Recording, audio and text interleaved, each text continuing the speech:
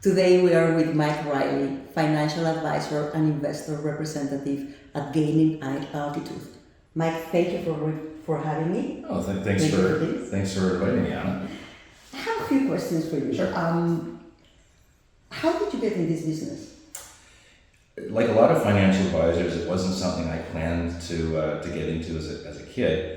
But in my adult years, I realized that I didn't have a great grasp on financial literacy, mostly because my parents didn't talk about it and I didn't learn about it in school, and none of that's really changed. So when I started working with a financial advisor myself, it really changed my ability to take care of my family and reach my goals. And in my mid-40s, I thought, well, I should really start helping other people. And I left my job as a project manager and opened my own firm. And what is that you enjoy the most about doing this every day, all the time? Well, it's not all the time, but I really enjoy the personal relationships. I enjoy working with a lot of younger families who were like me, just didn't have a clue about how to build a financial plan, how to reach their goals, how to protect and prepare for the future. And I love seeing them progress. In this era where we can find everything on the internet, why going with a person instead of checking everything online and finding the tools? Yeah, that question's been around for a long time, especially since the advent of the internet. To be honest, there's really nothing I do in terms of quoting on insurance or putting together an investment portfolio that isn't available online if you wanted to spend the time, and some people do. What a good financial advisor does is gets to know the individual and their goals and their plans. And so we're in a position to build a plan that's flexible and changes when life changes. So when you have a child, when you buy a house, when you get an inheritance, when you have a sick parent move in, when you get a divorce, when you start a business, these are all life events that the internet itself will not tell you what to do next, but an advisor that knows you and cares about you can help you adjust. And can you tell me the difference between working with an independent financial advisor than going to the branch in my bank? The biggest difference in many cases is that the advisor at the bank may not know you simply because there's so much turnover. So many clients will come to me because they've gone to the bank for the third time in 5 years and had another new advisor.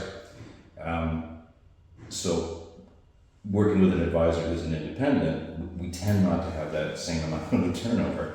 And the other is that we're, in most cases, able to fully broker with all the different insurance companies and all the different investment companies. Mm-hmm. So we're not selling something that is being mandated by a head office. It really does put the client's need first, and the solutions are just tools. It comes to my mind to think, if I go to my branch, it's going to be free, but if I go to an independent professional, it's going to cost me money. Is that true or is false? Have you ever gotten anything free that was of value? No, the bank always cash even if we don't think we don't. Yeah. So while the banks may claim to be free, they do make money through fees. And you can work with a financial advisor in one of two ways.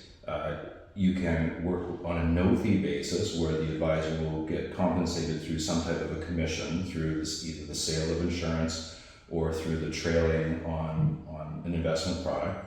Or you can do it on a fee-based system where the advisor will set up a regular schedule of fees based on the value of the investment that you have.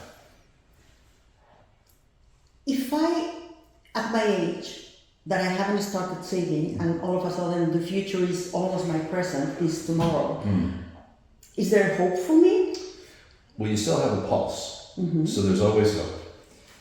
It's true that it's always better to have started earlier, but if you have goals and we can quantify them and put a plan together, there's no reason why you shouldn't be able to get going now and still reach your goal. You may have to be a little bit more aggressive about saving, maybe a little bit more aggressive about investing, but in most cases it's never too late.